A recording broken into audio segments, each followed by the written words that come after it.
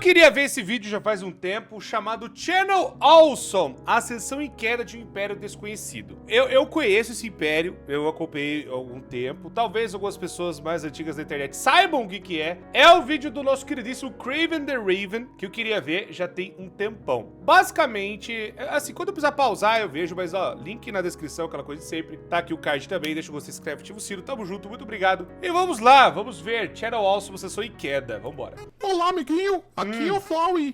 Eu passei Meu aqui Deus pra do céu. agradecer os membros do canal. Ah, pega. Jujuí, Daniel, Meu Grão Mestre, Neo Laranja. Eu gosto que o Craven é um Ocultibay, advogado silly, né? Setsu, Tengo Sindu, Porno Game, The Pony Slayer 2, Annie Meu e Cowl Deus. Reaper. Pega. Que isso, Craven?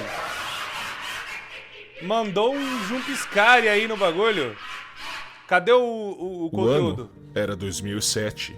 Era uma época antes do YouTube ser essa entidade de tamanho incompreensível que bate de frente Pega o com Final Fantasy emissoras XIV de no TV. fundo. Naquela época, tinha até um competidor, o Blip. Só que o YouTube antigo tinha certos inconvenientes que foram futuramente consertados até certo ponto. Primeiramente, era difícil monetizar um canal. E segundo, que não existiam regras claras quanto ao que constitui fair use ou quebra de direitos autorais. E também não tinha um sistema de strikes para regular as coisas, então seus vídeos podiam cair por qualquer coisa e em casos extremos seu canal podia ir de Drake e Josh em um piscar de olhos. Era isso que acontecia com um criador. Agnar Frostooth, você é um samurai? Eu jogava de Black Mage e já joguei de White Mage também. Sempre fui doido pra querer fazer um Dragoon, né? O que você tá falando, Cor? Eu tô falando de classes de... classes de Final Fantasy XIV. Ai, mano, que legal isso aqui. Nossa, level 100 isso aqui. Já é das expansões mais novas. De conteúdo chamado Dog Walker, que começou Pega! no YouTube com dois quadros que foram um grande sucesso na época. O 5 Second Video, onde em 5 segundos ele resumia a trama de um filme todo, e o Nostalgia Critic, que era uma persona exagerada do próprio Dog Walker que fazia reviews de filmes nostálgicos pra ele. Só que literalmente da noite pro dia o canal do Dog foi deletado. Então ele fez uma escolha que era possível naquela época, que era sair do YouTube e ir pra outro lugar. O concorrente direto do YouTube na época, o finado Blip, era uma plataforma de hospedagem de vídeos. Só que eles só hospedavam vídeo, você precisava de outro site para que eles fossem acessíveis ao público. E assim nasceu o site That Guy with the Glasses, um site barra empresa que tinha como plano a longo prazo abrigar não só conteúdo do Dog Walker, mas também de outros criadores de conteúdo. A ideia era que o site tivesse tráfego diário alto, para que rendesse bastante dinheiro. E para isso eles precisariam de muito mais criadores de conteúdo do que só o Dog. A ideia era um tipo de relação simbiótica entre o site e os criadores. O site lucrava com os cliques que os criadores geravam, enquanto isso os criadores monetizavam seu conteúdo com AdSense. Mas aqui vem um detalhe importante. Em termos legais, nenhum criador de conteúdo naquele site tinha uma relação trabalhista com o site. Então, tecnicamente, eles não eram funcionários. E aconteceu que a ideia deu certo. O site começou a abrigar diversos criadores de conteúdo, mas o problema é que, já que o público vinha majoritariamente pelo Nostalgia Critic, para reter esse público, os outros criadores tinham que ter um estilo similar ao Dog. E assim começou a era do reviewer revoltado, como eu gosto de chamar, que consiste em alguém fazer uma review sobre algo com comentários carregados de acidez, sarcasmo e exagero teatral. E assim Bom, aí, o que acontece? Pra explicar melhor. Como era 2008 também, é que eu sei algumas coisas, então posso falar. Como era dessa época muito das antigas, muito tempo atrás, o pessoal, eles... É aquela coisa, não tinha, né, muito recurso, que nem a gente falou até. O YouTube era um neném, o YouTube acho que tinha 3 anos nessa época, é 2008 que nós estamos falando, pessoal. Então, tipo assim, os únicos sites que faziam esse tipo de coisa, ou você fazia por conta, ou você ia na Newgrounds, né? Era outra opção grande era Newgrounds, o Blip e tudo mais. Tinha até a Justin TV, que depois a Twitch comprou e depois a Twitch foi comprada pela Amazon. O Blip eu acho que foi de F mesmo. O que eu ia falar é, no Brasil, quem trouxe esse negócio e ficou mais popular com esse tipo de coisa foi o Sr. Wilson. Tá certo que antes do Sr. Wilson já tinha outras pessoas que faziam reviews. O próprio Guzang é antes do Sr. Wilson. O Guzang começou a fazer análise e coisas de críticas de videogame em 2010. O O Wilson é de 2012. Eu sei que muita gente vai falar, não, gente, data não mente. O Guzang, a Sopra Fitas, é o primeiro de retro game no Brasil. Mas a características de análise que você conhece e que ficou popular veio pelo Sr. Wilson da Colônia Contra-Ataca. E o Sr. Wilson se inspirou em 2 canais. Um era o Angry Video Game Nerd, que é o AVGN, vulgo que antigamente era Angry Nintendo Nerd, né? Aí depois mudou pra AVGN pra englobar todo mundo. E aí veio também o Doug Walker. E lá fora, inclusive, tinha uma tretinha entre os dois, né? O AVGN e o Nostalgia Critic, os dois meio que brigavam entre si, mas só pra fazer graça e tudo mais, enfim. Mas os dois, no fim, são amigos e tal. Quem trouxe essa parada pro Brasil foi o Sr. Wilson da Colônia Contra-Ataque, isso é fato, né? O Sr. Wilson que trouxe esse estilo de review. Aí veio outras pessoas fazendo, né, análises parecidas ou mudaram e tal, mas é o estilo que ficou meio que datado, né? Não tem mais tanto, né? Não tem mais pessoas fazendo tanto, não tem mais gente fazendo tanto que nem antigamente. O estilo foi mudando, né? Aí hoje a galera faz mais análise, vê o que tá passando, né? É mais um estilo novo, né? Porque também tem aquela coisa que a gente tem que falar que é muito importante. Por mais que esses tipos de análises são legais, não sei se conversa muito com o público geralzão do Brasil, né? Aí a galera foi se adaptando pra fazer o próprio estilo e pra fazer um bagulho mais nacional, né? Que ficou muito popular. Hoje em dia eu acho que a galera de análise mais popular que tem, se for falar de coisa meio bizarra assim do meu lado, seria o próprio Euip, Dashikawa, Zedin, Viral Quest, que eles pegam coisa da internet e tal. O Wilson, ele se mantém fiel, ele continua fazendo o conteúdo de sempre, né? Faz aquela coisa lá, ainda inspirado, mas aquela coisa que eu ia falar, o Wilson trouxe o tempero brasileiro. E aí, por isso que também, né, trouxe as coisas até que são nacionais. Ele trouxe uma review, né, jogando, eu acho que foi naquele... Turbo Game? Não lembro se era Turbo Game. Mas era um esses clones do Nintendinho, né? E aí, enfim, ele trouxe também. Era muito legal e ainda é muito legal. E aí, enfim, só trazendo... qual que é o nacional do Brasil? É o Sr. Wilson da Colônia Contra-Ataca. Mas se a gente for falar de análise de jogo antigo, primeiro é o Guzang. Só que o Wilson, ele quis fazer, tipo...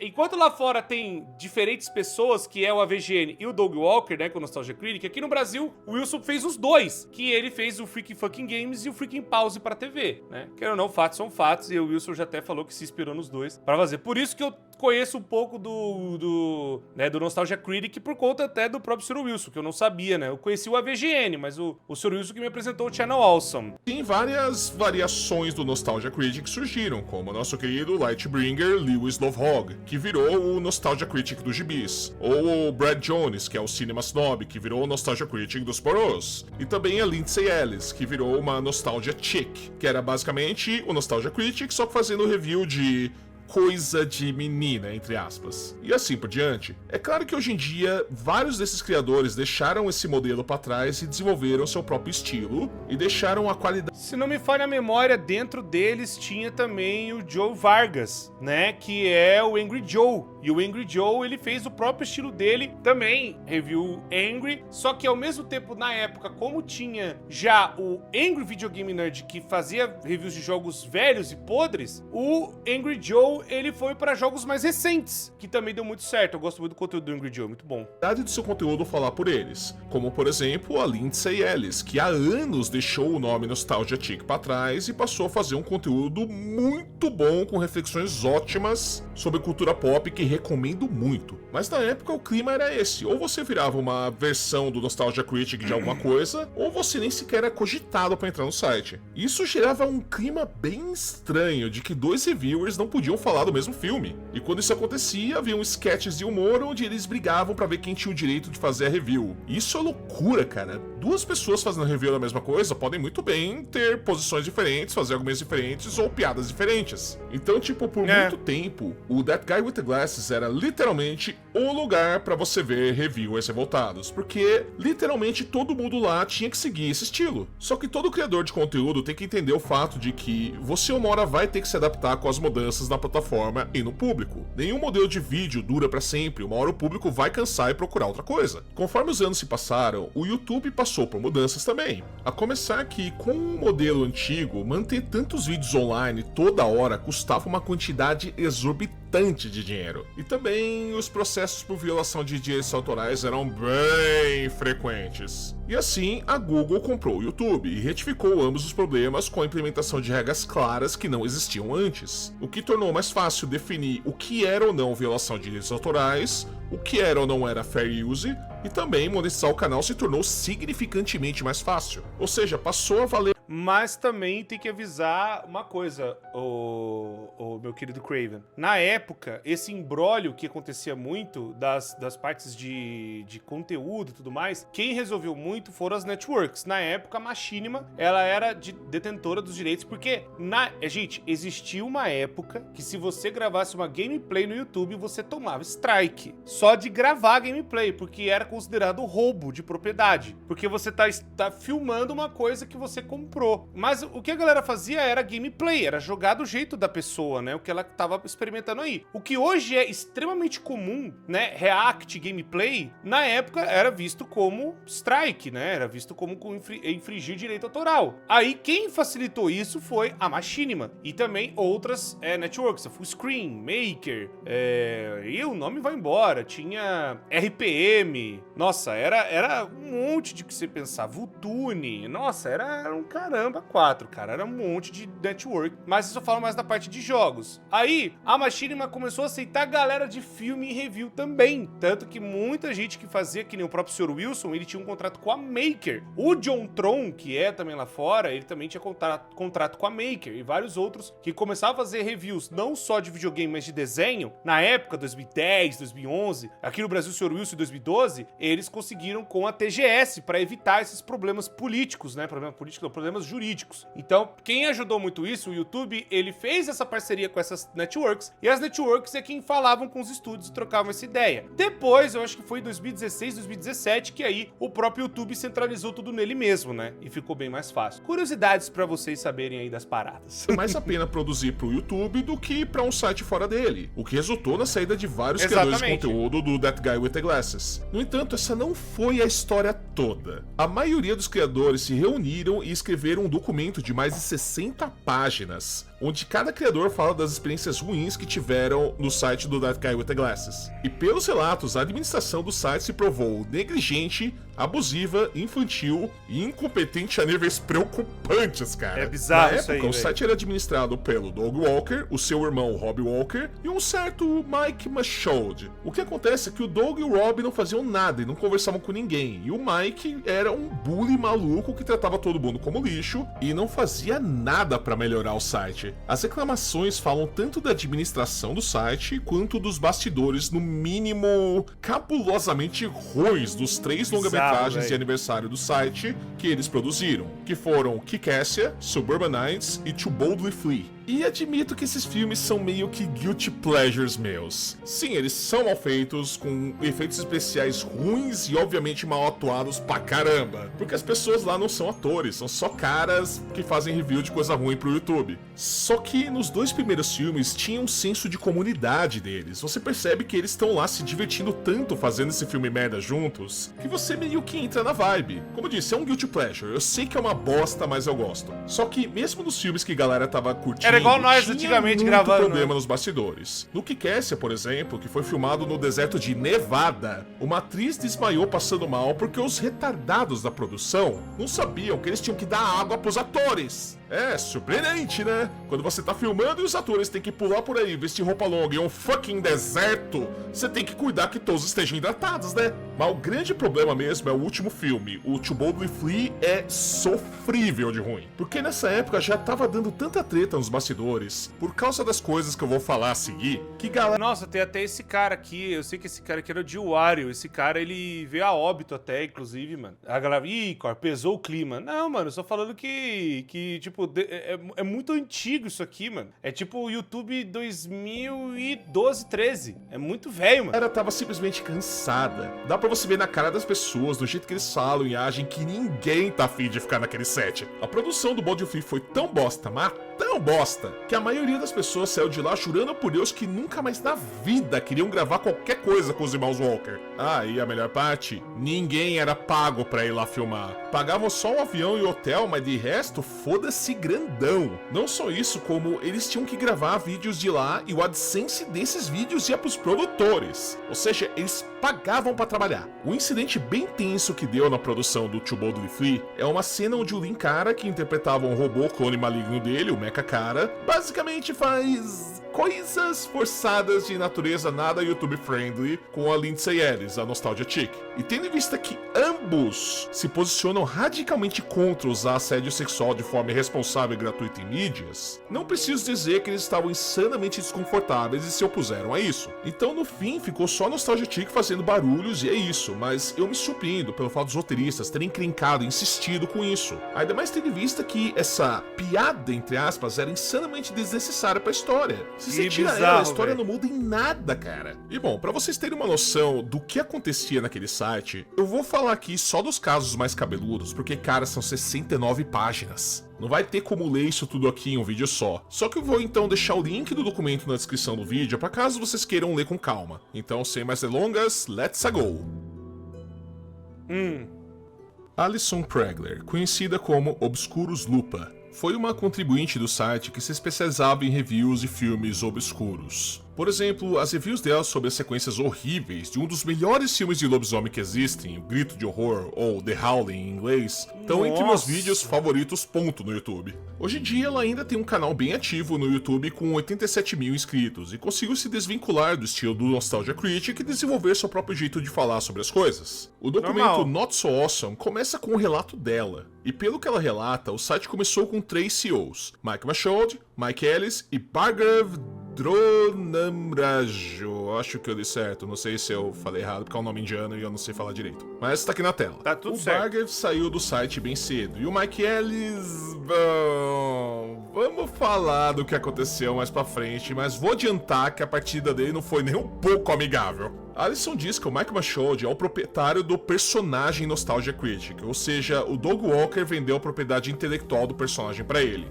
Isso é simplesmente insano e burro demais. Como que você simplesmente vende a propriedade privada do personagem que tá botando comida na sua mesa? E com isso, ele deu tanto poder pra esse Mike. Vamos lá, eu vou falar uma coisa que talvez a galera ache que é meio loucura, mas sim, muitas pessoas fazem isso porque elas devem estar com algum problema, o que eu acredito, financeiros, né? Problemas esses que... nossa, mas se paga as contas, não sei o quê. Temos que lembrar também um outro contexto que nem você mesmo lembrou agora há pouco, Craven. Ele tava totalmente tomando na tarraqueta, ele tava totalmente fudido. Porque o cara tava tomando processo de direito autoral, de tudo que você imaginar. E na época, não era processo tipo assim, eu tomei um strikezinho aqui e resolvo no YouTube. Não, era processo vindo dos estúdios. Era processo vindo de agência grande. O cara, tomou na tarraqueta pra caramba. Então, mesmo vendo o potencial que poderia, né, se tornar o Nostalgia Critic, e virou, né, o potencial, até hoje, eu acho que o cara faz vídeo ainda, é meio que plausível falar, pô, eu vendo então a IP do meu personagem pra você, né, continuo trabalhando sendo esse cara, mas o cara vai lá e dá uma grana, né, ajuda a custear a parada. Eu falo porque eu vejo muito coisa daquele Shark Tank, os caras compram praticamente, tipo, 70% da empresa. 70% da empresa você quer dizer que você é o dono, você só vai dividir, né, o restante dos lucros, mas a pessoa pede um aporte pra, sei lá, fazer um projeto, fazer alguma coisa acontecer, e aí, né, vai lá e vê a parada, vai lá e faz o negócio acontecer, e fala, pô, eu acredito no seu potencial, mas eu não quero 20%, eu quero 70%, aí vai a negociação, né? Então, fala, pô, mas ele não é meio burro fazer isso? Depende, porque tem que ver, o que eu sempre falo, tem que ver o contexto de como que tava a situação, e eu acredito que o contexto dele ter feito isso o Nostalgia Critic tava tomando muito na cabeça, diferente do Angry Video Game Nerd, que tava bem mais tranquilo quando ele postava, o AVGN ele postava em outro portal, eu não lembro o nome, mas ele não postava direto no YouTube também, porque, que eu falei, dava problema de direito autoral. Mas aí que tá, o Nostalgia, o Angry Video Game Nerd, ele postava, e como ele gravava direto da televisão também, era outra coisa, e ele editava, fazia muita coisa, eu não sei como ele se livrou, né? Teve muita coisa que ele conseguiu ficar de boa, sem ter problema de processo, o AVGN. Mas o Nostalgia Critic não, porque é estúdio, é Hollywood, é filme, é outra parada. Videogame, ainda mais videogame velho, tinha empresa que ele falava que nem existia mais, né? Então, não deu tanto problema, diferente do Angry Video... Perdão, diferente do Nostalgia Critic, que talvez devia estar mal de grana e tentando fazer o projeto acontecer, né? E o cara podia simplesmente fazer o que diabos ele quisesse sem qualquer repercussão. Porque se mandasse ele embora com a maioria dos votos dos donos, o Nostalgia Critic, que é o maior ganha-pão do canal, ia junto. E a Alison não vai ser a primeira a relatar que o Mike Michaud era uma pessoa horrível, pra dizer o mínimo. Pelo visto, toda vez que um cara falava ou sugeria algo pro Mike, ele ignorava. Mas se uma mulher falasse, ele rotulava elas como encrenqueiras e o Mike tentaria intimidar elas frequentemente. A maioria das mulheres, segundo a Alison, se sentiam desconfortáveis em falar com ele, porque o cara era daqueles idiotas covardes que só engrossa pra cima de mulher porque sabe que um cara faria ele ver estrelas de tanta porrada. Os donos também eram péssimos em organizar e comunicar coisa pros criadores. A comunicação era feita por um grupo de Skype com os criadores, o que é um péssimo jeito, porque se muita gente conversa lá ao mesmo tempo, a informação vai ficar soterrada e eles absolutamente não comunicavam coisas importantes por e-mail, que é o modo mais apropriado de comunicar coisas. Quer dizer, cara, o que impedia os caras de comunicar informação importante por e-mail e, sei lá, falar no grupo do Skype, mandamos um e-mail importante pra todo mundo, não esquece de ler. Mas pelo jeito, a organização mínima tá além da compreensão deles. Além disso, eles mesmos nunca falavam coisas importantes que os criadores precisavam saber. Como, por exemplo, que um site filiado deles, o Blister Thumbs, ia fechar. Os produtores lá só ficaram sabendo no dia que o site foi fechado. Isso sem falar que eles nunca deixavam as regras que os criadores deveriam seguir claras, e as regras eram, pelo jeito, aplicadas de forma absolutamente arbitrária. A Alison colou, inclusive, o que deixaram lá no site, que é um link falando coming soon para as regras que nunca veio. Um exemplo da arbitrariedade de regras que a Alison mostrou é que ela estava criando um quadro novo chamado Hadou Reviews, e disseram para ela que ela tinha que pedir permissão para criar quadros e shows novos. E quando ela foi perguntar pro Rob Walker, ele não fazia ideia do que eles estavam falando. E também eles eram limitados a falar com 3 pessoas se tivesse algum problema: o Mike Michaud, o Rob Walker e a Holly, que era a funcionária de direitos humanos deles. O problema é que a Holly foi demitida de uma forma bem babaca, que eu vou detalhar mais tarde. O Rob Walker não fazia nada e o Michaud era geralmente a razão das reclamações. Então os criadores estavam a Deus dará, sem ninguém para recorrer. O Michaud também mostrava sua incompetência completa em manejar um site de youtubers, ao proibir os contribuintes de irem em convenções, porque considerava elas uma perda de tempo. Tipo, claro, um lugar onde os criadores podem interagir com os fãs, participar de palestras, vender coisas, fazer propaganda do site. Claro, não tem qualquer benefício, como as... pelo amor de Deus, evento é a coisa mais legal que tem quando a gente faz esse trabalho, velho. Pô, a gente encontra a galera, bate foto, cara, tem coisa de fã, cartinha, é um contato, é um negócio muito massa, velho. Pô, o cara completamente fora da realidade, né? Não sabe que quando a galera faz CCXP há muitos anos, chama um ator, chama alguma coisa, os caras arrebentam de ganhar dinheiro de rede social, de tudo. Cara, é muito bom, velho. Eu só vejo vantagens, eu não consigo ver desvantagens, tá ligado? É muito bom, velho. Aí o cara aqui, ele mamou... Como esse cara virou CEO, gente? A demissão da Alison foi a pior, cara. Dinheiro, Craven, dinheiro. O nome disso é dinheiro. Eu creio, e pelo que eu lembro, é dinheiro. O cara tem muito dinheiro, ele patrocinava e comprou o Nostalgia Critic, praticamente. Tava passando por dificuldades financeiras, e por isso ela precisava faturar mais com a AdSense, e começou a deixar propagandas no começo e no meio dos vídeos. E o Michaud veio encher o saco, falando que isso ia fazer as pessoas ligarem adblocks e tal. E a Alison explicou que ela precisava dessa grana pra ontem. E aí um belo dia, enquanto ela não tava no PC, veio o Michaud de outros CEOs tentar fazer uma call de Skype com ela. Detalhe: deixa eu falar uma coisa também sobre isso. O YouTube, ele sabe quantas propagandas você põe no vídeo e sabe quantas elas tocam. Você pode pôr as propagandas no lugar certinho? Pode. Mas, independente, às vezes o YouTube põe mais, o YouTube põe menos, ou o YouTube não passa nenhum. Gente, esse negócio de botar propaganda no lugar certo é uma loteria. Você pode pôr, mas não é 100% das vezes que toca. Não é.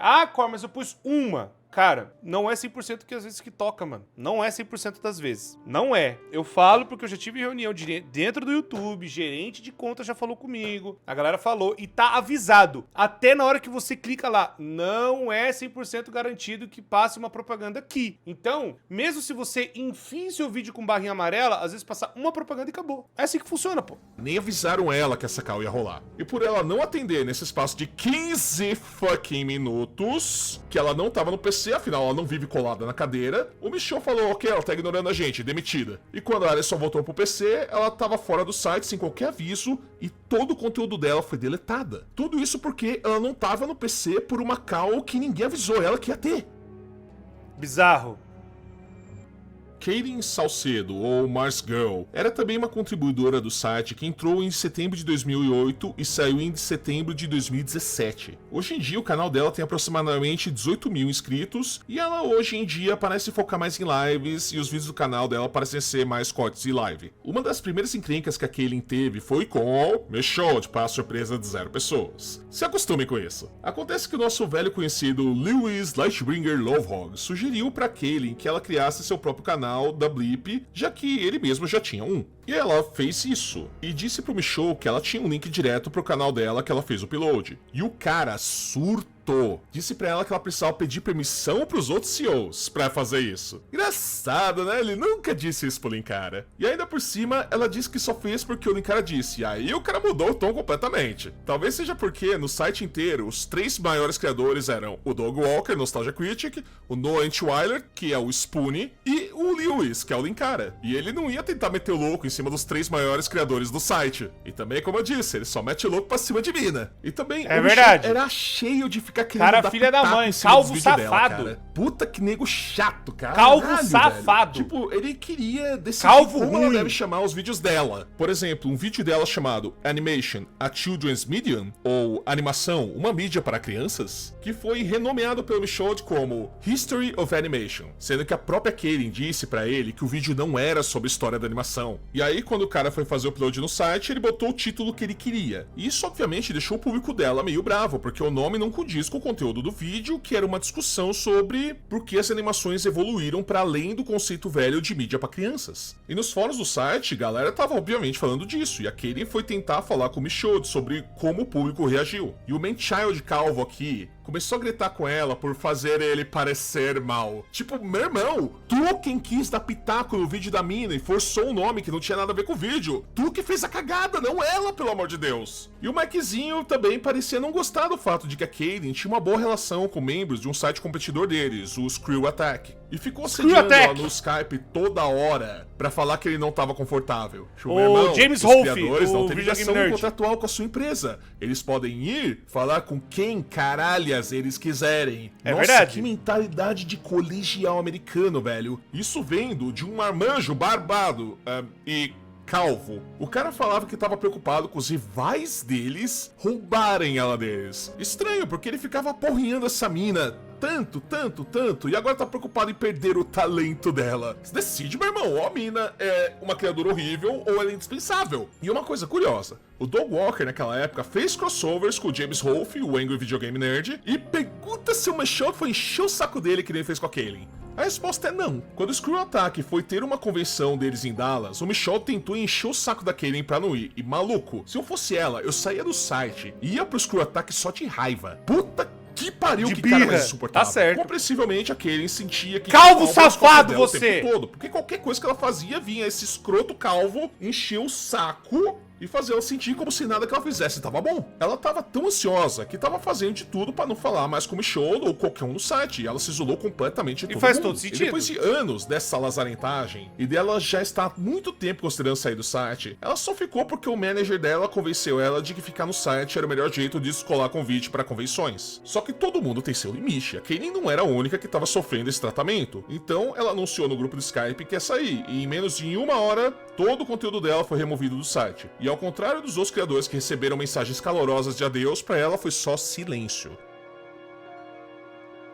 Cara, só com mulher o problema, velho. Pelo amor de Deus, cara. Holly Brown era a chefe Pelo de amor de direitos Jesus humanos Cristo. da companhia, e ela trabalhava constantemente, no nível de que mesmo em feriados como Natal, ela sempre estava com o note dela no call trabalhando em alguma coisa pra empresa. Então ela tem muita coisa pra falar dos podres dos bastidores. Por exemplo, que os CEOs nunca ouviam ela. E ok, uma empresa defecar e transitar pro departamento de direitos humanos não é nenhuma novidade, vamos ser sinceros. Mas a liderança do site, como vimos, era um nível à parte de incompetente. Por exemplo, eles não entendiam nada de mídia social, o que é um defeito fatal se você quer gerenciar um site que lucra em cima de criadores de conteúdo. E também que eles falavam mal de todo mundo pelas costas, inclusive dos criadores que se achavam super cools e descolados. A Holly confirma que as regras eram arbitrárias de fato, como por exemplo... Mas eu vou falar, essa parte aqui que você tá falando, meu queridíssimo Craven, olha, não é tão exclusivo dessa época não, mas também mais recente, você vê várias agências falando umas barbaridades de criador de conteúdo, barbaridade da galera da internet, que dá até medo, velho. Assim, eu tento manter um bom relacionamento. Pô, tem muita gente muito boa, muitas agências que são muito legais, os caras mandam bem, são bem da horas e tal. Mas eu conheço que tem umas agências que os caras é só, tipo, misericórdia, velho. É uma parada que você fala, não é possível uma coisa dessa aqui. Mas é complicado, a palavra é essa, é complicado. É difícil, é complicado. Mas não é exclusivo, tá? Muita gente fala mal, tem várias conversas que são realmente muito desconfortáveis, eu já tive o desprazer de estar em algumas, e eu chegava e falava assim, mano, não quero, saia fora, tá ligado? E que acontece cada barbaridade, mano, cada barbaridade. Tinha algumas pessoas que você tava falando mal e você via a pessoa era uma bosta mesmo, né? Mas aí eu falo, por mais que eu entenda o ponto, realmente uma galera, pô, era uma galera da hora, uma galera gente boa, e os caras viviam falando mal, né? É meio bizarro. A situação aqui era muito pior, né? Fora que também tem outro detalhe que você não tá trazendo, mas muitas das coisas, assim, você tá enfatizando, mas eu queria adicionar. Eles falavam mal, principalmente de mulher. Era complicado. Mas, até onde eu me lembro, o Michaud era esse cara safado que fazia mal pra todo mundo. O Doug e o Rob, eles estavam mais interessados em trabalhar e fazer, né, o bagulho andar, né, o próprio Nostalgia Critic e tudo mais. Mas o Michaud era o mais que enchia o saco, pelo amor de Deus, esse cara, puta que pariu, velho. Um criador que ela não disse o nome, que não postava nada há meses, tava lá e os caras não queriam demitir ele. Mas em compensação, se outro não posta em uma semana, eles já cobram. O site também perdeu muito conteúdo em 2010 porque eles só tinham um backup em um drive que se perdeu, ou seja, segurança de dados zero. E aqui vamos ter que falar do Mike Ellis, um dos administradores velhos do site. Acontece que ele queria ter uma relação com a Holly, sendo que ele era casado na época. E ele não tava aceitando o não dela muito bem, e chegou ao cúmulo de ameaçar ela de morte. Ele foi demitido por isso, e os outros CEOs tiveram que botar a Holly em uma casa segura por alguns dias, por medo do cara ir atrás dela. E pelo que a Holly fala, e eu abro aspas, nada é mais estranho do que ser escoltada pra minha casa por um grupo de caras com tacos de beisebol e uma espada para que eu pudesse pegar minhas coisas. Fecha aspas. Eu sei que é uma situação bem tensa, mas eu fico imaginando aquele bando de nerdola gordo, calvo, de barbicha, o Doug e um Walker com uma fodendo espada, tentando parecerem badasses, enquanto escoltam essa mina morrendo de medo do administrador psicopata. Quer dizer, é um pouco engraçado de um ponto de vista meio sombrio. Aí, pelo que a Holly falou, provavelmente o Rob Walker era o cara da espada. E que o Doug tentou testar um spray de pimenta na cozinha e digamos que deu ruim. E pra fechar tudo com chave de bosta, durante as filmagens do terceiro filme do canal, o Too Bold to Be Free, a Holly teve que fazer uma cirurgia de emergência. E obviamente ela precisou de dias de folga pra se recuperar. E ela foi demitida por isso sem justa causa. E ainda por cima, pra ela ser paga, eles forçaram ela a assinar um contrato onde ela se comprometia a não trabalhar para os concorrentes deles por 3 anos. Isso é simplesmente vil, mano. Não sei se eu consegui explicar direito aqui. Eles obrigaram ela a se privar de trabalhar naquele ramo por 3 anos para que ela pudesse ter acesso a dinheiro que ela precisava para sobreviver. E tudo porque ela teve um problema de saúde. E a melhor parte... Sabe quem foi o voto de Minerva? O Doug Walker. E depois disso, ela teve que sair de Chicago, perdeu todos os amigos, tava com nada de oportunidade de emprego. Mas no fim, depois de anos de pura merda, ela começou a ter emprego trabalhando para outros sites. Caramba. Doug Walker mamando. Mamando forte. Ah, é muito triste isso aqui, velho. Segundo vários dos criadores, como a Allison, o Aquele e até mesmo o Lewis, os CEOs estavam cientes de que existiam pessoas que engajavam em comportamentos abomináveis e nojentos com os outros e deliberadamente encobriam ou fingiam que nada estava acontecendo. Um desses casos foi com o ex-administrador do site, Mike Ellis. Sim, o mesmo que ameaçava a Holly de morte. A Holly não foi a primeira vítima dele. Outra vítima foi Sean Foles, também conhecido como Epic Fail Guy. O que aconteceu foi que o Mike começou a conversar com ele no Skype e o rumo da conversa ficou bem desconfortável para dizer o mínimo. Uma hora ele virou e falou: Ei, eu vi que você é pelo menos bi, então você tá curioso com caras, né? E a conversa rapidamente virou Que papo é esse? Vamos chamar de desabafo sexuálico. Basicamente, ele tava forçando o assunto e falando em detalhes explícitos demais pro YouTube sobre o que ele gostaria de fazer com o Sean. Isso foi por 2 horas, cara. Foram 2 horas do cara falando as maiores barbaridades e merdas fetichistas pro Sean e não tendo resposta alguma, porque o cara tava obviamente super desconfortável. Vale a pena dizer de novo, o Mike Ellis era casado. O Sean mostrou essa conversa pra 2 pessoas, um tal de Rolo T, que eu não sei direito quem é, e o nosso bom amigo Mike Michaud, que simplesmente disse: cacete, eu disse pra ele parar de fazer essa merda. Ou seja, ele sabia que o cara metia esses loucos, e o Mike Ellis foi mantido no site mesmo assim e só foi demitido quando isso escalou pro nível de ameaça de morte contra a Holly. Outro caso que sacudiu todo mundo, que me chocou profundamente quando eu vi, foi o outro abusador que eles encobriram. Acontece que esse documento, onde geral faz expose no site, o Not So Awesome, não tinha só os criadores de conteúdo do site pra desabafar sobre suas experiências ruins. Tinham pessoas que se mantiveram anônimas, que denunciaram que um ex-criador de conteúdo do site praticou atos nefastos de natureza sexual com elas. Pior ainda, os atos foram denunciados para a administração do site, que levou mais de 1 ano para demitir a pessoa em questão. Por motivos óbvios, não falaram os nomes das vítimas. Mas acontece que, diante de um documento gigante, onde mais de 20 criadores de conteúdo grandes, com uma reputação de respeito, relatam abusos, negligências, incompetência generalizada por parte da administração do site, eles tinham que dar uma resposta. E foi basicamente o pior pedido de desculpa que eu já vi na vida. Foi o famoso: sentimos muito que vocês se sentem assim. O que não preciso dizer que... Ai, que pena que você se sente desse jeito. Me desculpa, tá? Desculpa por você ter se sentido desse jeito. Os caras cometendo um monte de crime, cara! Os caras fazendo um monte de palhaçada, velho! Os caras cometendo as coisas mais atrocidades do mundo! As piores coisas do planeta Terra, mulheres com outros caras.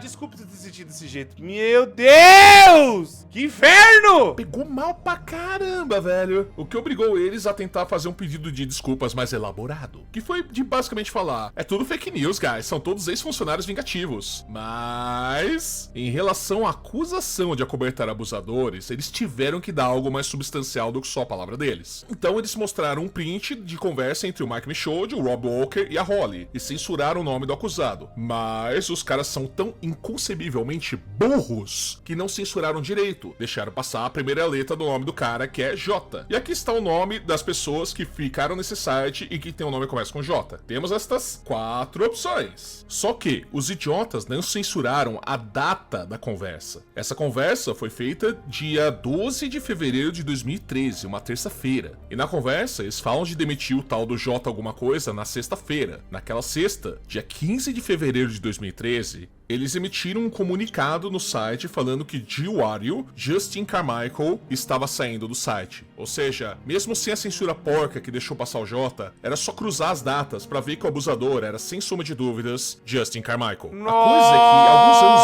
antes disso tudo vir à tona, Justin tirou a própria vida em um surto de depressão. Algo que deixou muitos amigos dele, que eram contribuidores do site, devastados. Porque antes disso vir à tona, você nunca na sua vida imaginaria que Justin fosse capaz de fazer algo assim. O cara é simplesmente fofo, otimista e gente boa pra caramba. Ninguém imaginava que ele tinha essa lapa de esqueletos no armário. O que é super assustador, porque é exatamente desse jeito que... Não, eu até comentei mais cedo. Pra mim, o cara era super de boa. Gente, eu sei que teve expose, mas eu não parei pra ver tudo, cara. Nossa, que bagulho bizarro, mano. O cara era um merda, mano. Gente que faz isso age. Construiu uma imagem de confiável, te induzia a baixar sua guarda pra então fazerem isso. Na época da morte dele, muitos amigos dele, como a Kaden, fizeram ações beneficentes pra juntar dinheiro pra ONGs que ajudam pessoas que têm esse tipo de pensamento ruim. E eles levantaram dinheiro legal em nome dele. E, tipo, ninguém sabia disso naquela época. Bom, ninguém além do Doug Walker. O Doug gosta de falar que ele é só um contribuinte, que ele não tem influência nenhuma na empresa, mas, cara, ele sempre tá presente em reuniões dos CEOs, cara. Ele tem sim influência. E ele sabia. Exatamente também porque o irmão dele é um dos CEOs. E naquela época o Doug soltou esse vídeo em homenagem ao Justin, sabendo disso que ele tava fazendo. Nossa, não é possível, não é possível. Nunca conheço os heróis. Nunca conheço seus heróis. Nossa. Nossa, mano. Nossa. Não, e eu vou falar, não conheço seus heróis, valeu até pra mim, velho. Eu não vou dizer os nomes, mas eu já conheci muita gente que a galera ama. Já gravei com gente que a galera ama. E eu simplesmente detesto a pessoa. E a pessoa também me detesta. Mas às vezes tem que fingir paisagem pra galera não ver treta, não ver nada, porque... Ah, Cor, você tá falando de coisa recente? Não, tô falando de coisa velha. Tô falando de coisa velha. Tô falando de coisa velha. E eu comecei a ser bem mais seletivo, tá ligado? Porque tem um... Nossa, tá merda, que bagulho podre, velho. Nossa, mas tem uma galera que é foda, mano. E aí eu fico quieto. Fingir que tava tudo bem e vamos que vamos, né? Não tem o que fazer, porque não tem prova. Em 2 horas depois de confirmarem que era o Justin, uma conta foi feita no fórum do That Guy with the Glasses, onde uma mulher dizia ser uma vítima do Justin, mas que não era a mesma anônima do documento, e as duas não querem ser identificadas por motivos mais do que óbvios. Imagina você ter que denunciar alguém que tem esse nível de poder e credibilidade na internet, ainda mais uma pessoa falecida. É por isso que aquela ocasião onde todo mundo tava vindo adiante pra contar suas histórias era o melhor momento pra isso. Sem falar que o Justin já tinha morrido há muito tempo, não tinha mais do que punir ou do que ter medo. Segundo o relato dessas vítimas, em uma convenção onde o Justin estava, ela estava muito bêbada, foi levada pro quarto pelo Justin e acordou com ele pelado do lado dela, fazendo coisas que eu não posso nem começar a pensar em descrever aqui. É necessário dizer que depois de tudo isso, só tá o Doug Walker no site. Essa galera toda vazou, foi pro YouTube e estão fazendo o rolê deles em paz, e com níveis variados de relevância. Mas pelo menos agora eles respiram aliviados, sem ter um CEO psicopata porrinhando a vida deles e sem uma administração tirânica que acoberta criminosos. O que mais me decepciona é que eu gostava do conteúdo do Doug Walker, cara. Eu adorava o Nostalgia Critic antigamente, mas isso, mano, isso pra mim queimou completamente ele, cara. Quer dizer, como que você faz um vídeo homenageando o cara, falando, nossa, ele era uma pessoa maravilhosa, era ótimo trabalhar com ele, sabendo que ele fez essas merdas com alguém? Tipo, não cabe em mim isso aí. E foi assim que o That Guy with the Glasses foi de sonho de todo youtuber pra um pesadelo pra todo mundo que tava lá. E um abrigo pro pior tipo de pessoas, com uma liderança imbecilmente ruim, incompetente e sem noção. Mas bom, gente, isso é tudo que temos por hoje. Gostaria de desejar a todos um Feliz Natal e um Feliz Ano Novo. E nossa, esse vídeo é velho! A gente vai voltar com os vídeos dia 13 de janeiro, porque eu vou viajar no Ano Novo e devo voltar lá pro dia 2. E, mano, não vai dar tempo de soltar um vídeo até dia 6. Então vai ficar pra dia 13 mesmo. Mas bom, obrigado por virem. De novo, Feliz Natal e Feliz Ano Novo. Não faça nada que eu não faria, ou que eu faria. No meio do caminho tem algum lugar que vocês operam. É lá que vocês têm que estar. E bom, falou, Zis! Nossa, ai, meu Deus do céu. Nossa, deu até um troço aqui. Nossa, me dá um gosto amargo, né? Acho que é a palavra. É um gosto amargo, é um gosto triste. É um gosto de... Que, assim, o Wilson é um cara super da hora, um cara de boa, tá ligado? Um cara mega tranquilo, né? Nunca teve problema, nunca se meteu em treta, nunca fez nada. Mas é aquela coisa, né, mano?